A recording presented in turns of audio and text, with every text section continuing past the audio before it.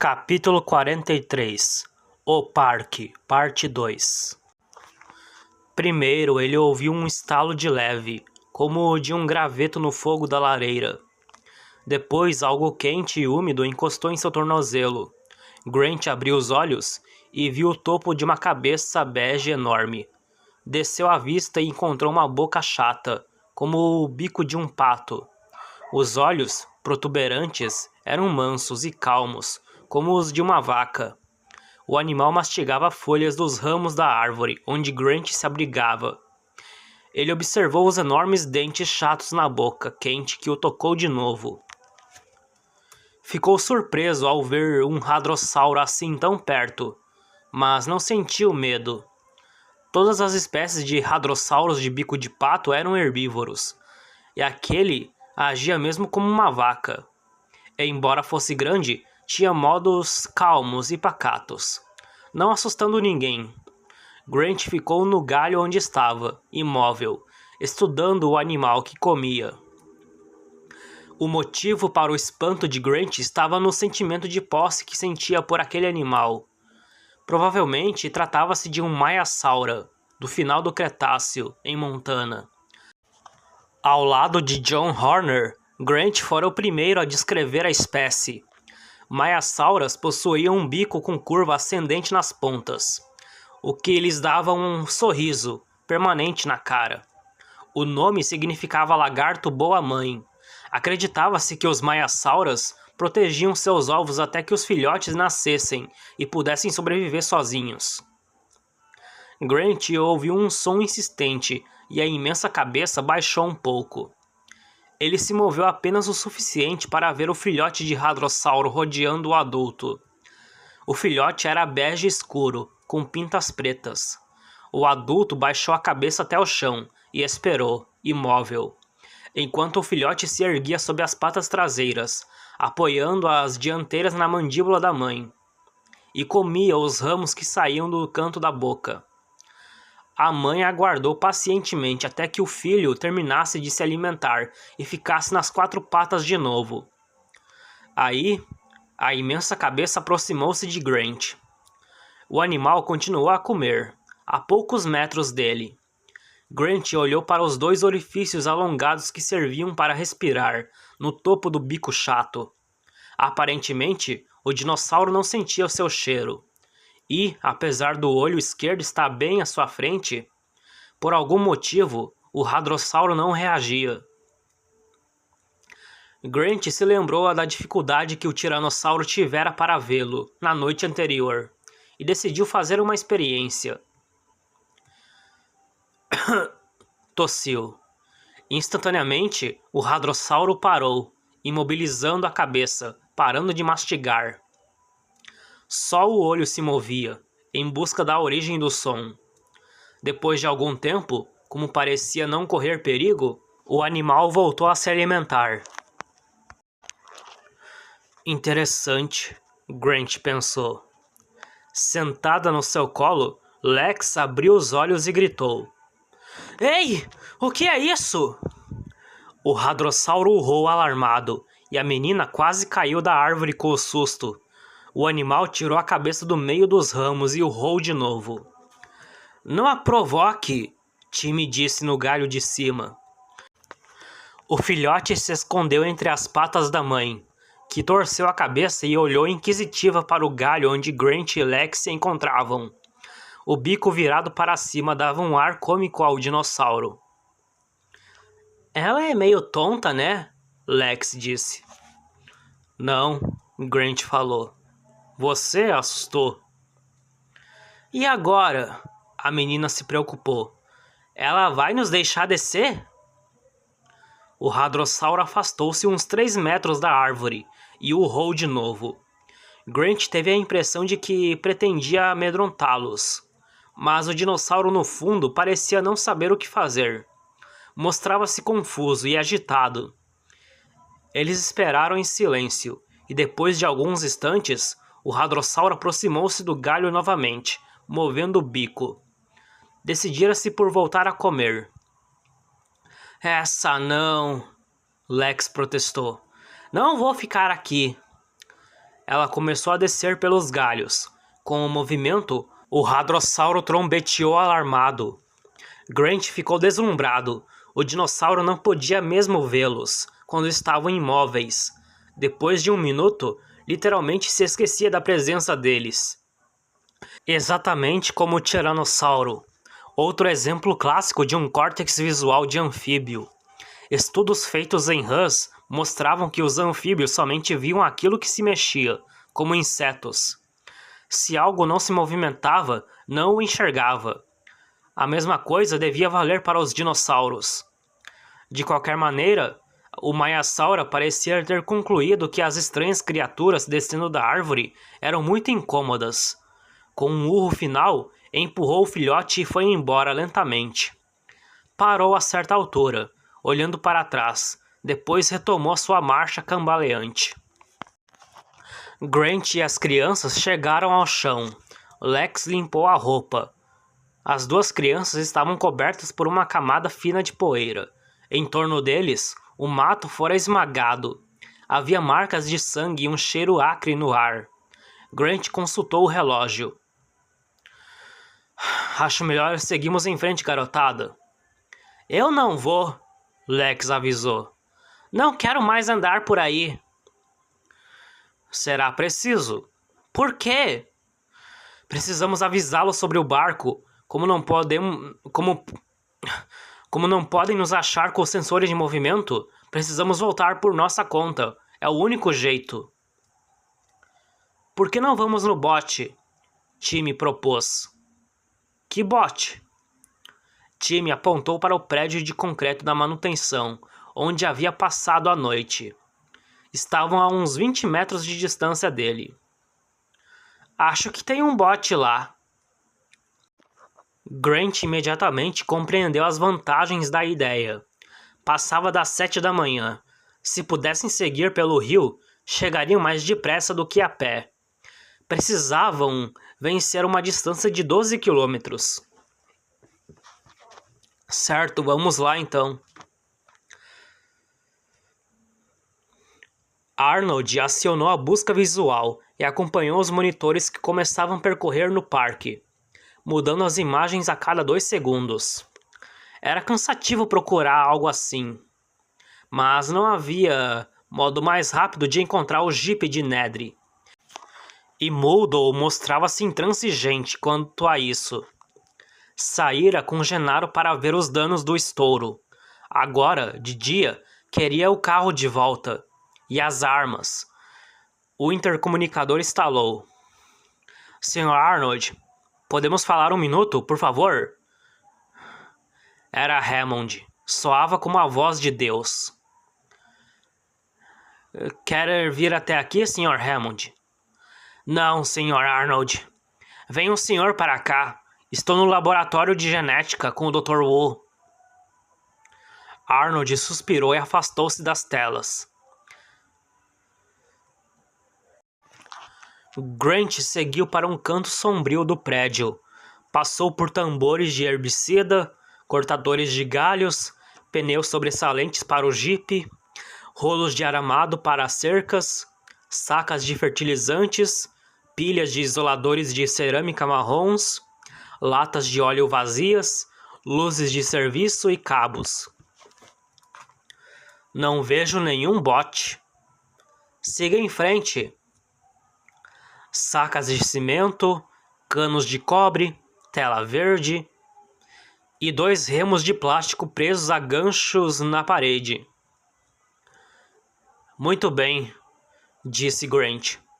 Mas e o bote? Deve estar por aqui, Timmy afirmou. Não viu o bote? Não, só calculei que estaria aqui. Grant não encontrou nenhum bote depois de revirar todo o material espalhado. Mas encontrou um jogo de plantas, enrolado e mofado, guardado no armário de metal encostado na parede. Ele as abriu no chão, afugentando uma aranha enorme. Estudou-as por um longo tempo. Estou com fome. Espere um pouco, Lex. Havia mapas topográficos detalhados da área principal da ilha, onde se encontravam no momento.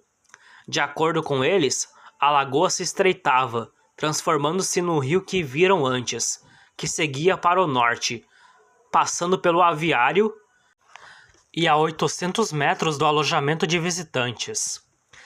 Ele deu uma olhada nas outras plantas. Como chegar até a lagoa? De acordo com as indicações, deveria haver uma porta nos fundos do prédio. Grant olhou para cima e a encontrou, escondida atrás de uma parede de concreto. A porta era suficientemente grande para dar passagem a um carro. Ao abri-la, depararam com um caminho pavimentado de concreto, que seguia direto para a lagoa. O acesso fora construído abaixo do nível do solo. Não podia ser visto de cima. Devia ser outra estrada de serviço. Dava na doca à beira da lagoa. E no atracadouro havia um aviso: abrigo para bote. Ei! Timmy chamou. Olhem só isso! Ele passou uma caixa de metal para Grant. Ao abri-la, Grant encontrou uma pistola de ar comprimido e um cinto de lona com dardos. Havia 6 dardos no total, da grossura de um dedo. Trazia uma etiqueta onde se lia Moro 709. Bom trabalho, time. Grant jogou o cinto no ombro e guardou a arma na cintura. É uma arma de dardos tranquilizantes? Acho que sim. E quanto ao bote? Lex perguntou. Fica guardado no atracadouro, Grant respondeu. Eles se dirigiram para o acesso. Grant carregava os remos. Espero que seja um bote grande, a menina falou, porque eu não sei lá nadar. Não se preocupe. Quem sabe a gente pode pescar, Lex continuou. Eles desceram a estradinha e ouviram um som ritmado de respiração, mas Grant não viu nenhum animal. Tem certeza de que lá embaixo tem um bote? Lex perguntou, franzindo o nariz. Provavelmente. O som ritmado aumentou conforme andavam, e ouviram também um outro, constante, como um zumbido forte. Quando chegaram ao final do caminho, que dava num pier de concreto, Grant ficou imóvel com o choque. O tiranossauro estava bem ali na frente. Recostado em uma árvore, esticara as patas para a frente. Os olhos, embora abertos, não se moviam.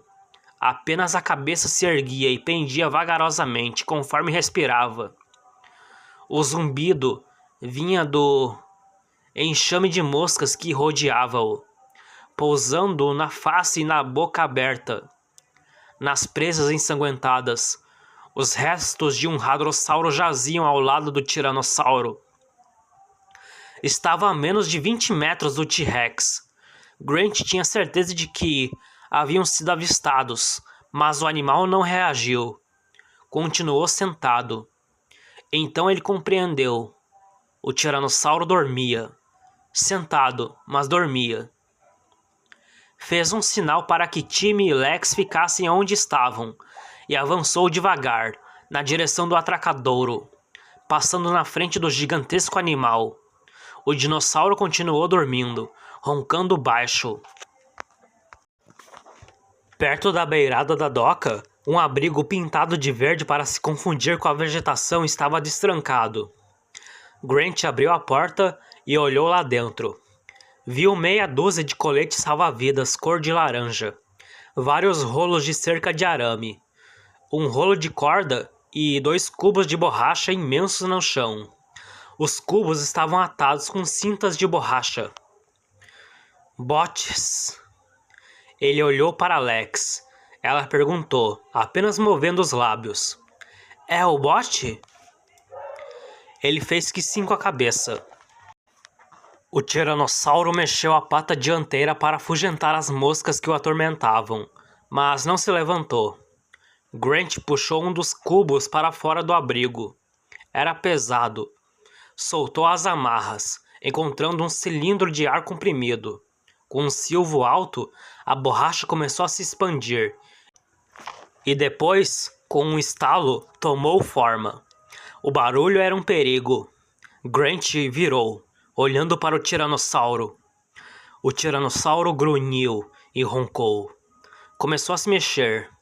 Grant se preparou para correr, mas o animal acomodou o seu corpo imenso e continuou encostado no tronco da árvore, arrotando. Lex fez cara de nojo, abanando a mão na frente do rosto. Grant suava em bicas, de tanta tensão. Arrastou o bote de borracha pelo pier, atirou-o na água, de novo fazendo barulho. E o dinossauro continuou a dormir.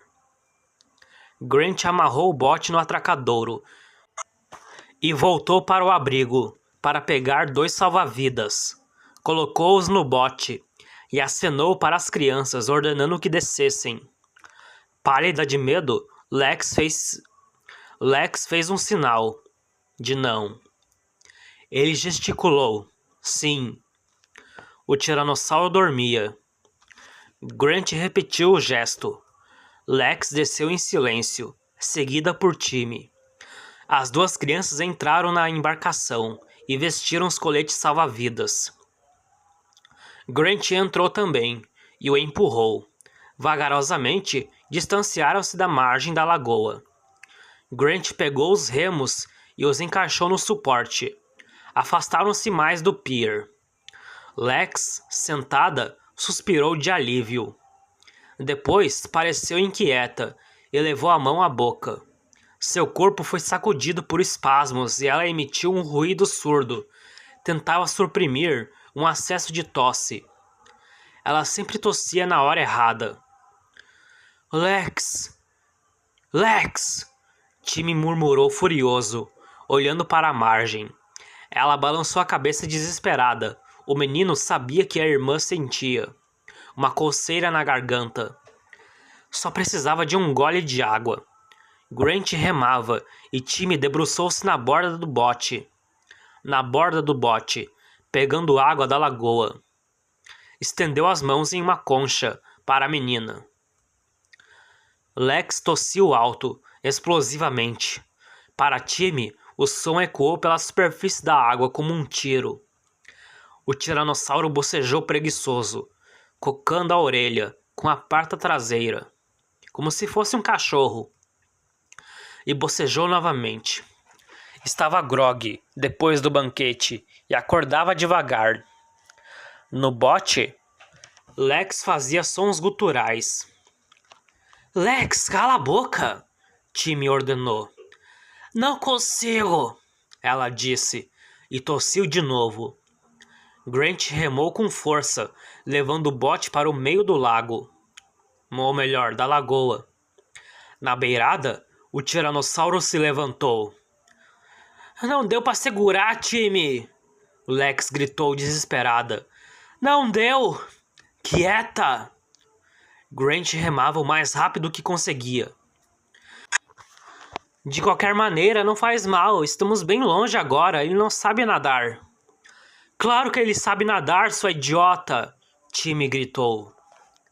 Na margem, o tiranossauro pulou do pier para a água. Seguiu vigorosamente na direção do bote. Como é que eu ia adivinhar? Lex disse. Todo mundo sabe que os dinossauros podem nadar. Está em qualquer livro. Todos os répteis nadam. Menos as cobras. É claro que as cobras nadam, sua cretina. Calma, segurem-se bem. Grant observava o modo como o tiranossauro avançava. Com a água na altura do peito, mantinha a cabeça acima da superfície. Grant percebeu que o animal estava, na verdade, andando, porque a parte superior da cabeça, olhos e narinas, projetavam-se acima da linha da água. Depois ficou parecido com um crocodilo, nadando como um, balançando a cauda de um lado para o outro, agitando a água. Atrás da cabeça, Grant ocasionalmente via parte das costas e da cauda quando saíam da água. Exatamente como um crocodilo, pensou desanimado. O maior crocodilo do mundo. Sinto muito, Dr. Grant, eu não queria acordá-lo. Grant olhou por cima do ombro. A lagoa tinha mais de 100 metros de largura naquele ponto, e estavam quase no centro. Se continuasse, chegariam no raso de novo. O tiranossauro poderia caminhar outra vez, e se moveria mais depressa. Grant virou o barco e começou a remar para o norte. O que está fazendo? O tiranossauro encontrava-se a poucos metros. Grant ouvia sua respiração agitada. Olhando para os remos em sua mão, feito de plástico, concluiu que seriam inúteis como defesa. O tiranossauro jogou a cabeça para trás e abriu a boca, mostrando os dentes afiados, e depois, com um espasmo muscular, pulou na direção do bote, quase acertando a borda emborrachada. A cabeça enorme batendo na água e fazendo com que a embarcação balançasse. O tiranossauro mergulhou, soltando bolhas. A lagoa ficou calma. Lex agarrou-se na borda com as duas mãos e olhou para trás. Ele se afogou? Não, disse Grant. Ele viu as bolhas, e depois um leve tremor na superfície, aproximando-se do barco. Segurem-se! Gritou, quando a cabeça ergueu-se debaixo do bote, jogando-o para cima, fazendo com que girassem alucinadamente antes de bater novamente na água. Faça alguma coisa! Lex berrou. Grant pegou a pistola de ar comprimido. Parecia tão pequena em suas mãos, mas havia uma chance de acertar o animal em um ponto sensível, no olho ou no focinho. O tiranossauro pôs a cabeça para fora, ao lado do barco, e abriu a boca, rugindo. Grant apontou e atirou. O dardo brilhou ao sol e acertou na cara do bicho. O tiranossauro mexeu a cabeça e rugiu outra vez. De repente, eles ouviram outro urro, em resposta, ecoando sobre a água. Olhando para trás, Grant viu o tiranossauro menor na beirada, parado junto ao saurópode morto, reivindicando a posse da presa. O jovem T-Rex arrancou um naco de carne da carcaça, depois levantou a cabeça e rugiu. O Rex na água viu tudo, e a sua reação foi instantânea. Voltou para proteger a sua presa, nadando ágil em direção à margem. Ele está indo embora! Lex gritou, batendo palmas. Está indo embora! Ah, dinossauro estúpido! Na beirada, o jovem tiranossauro rugia desafiador. Enfurecido,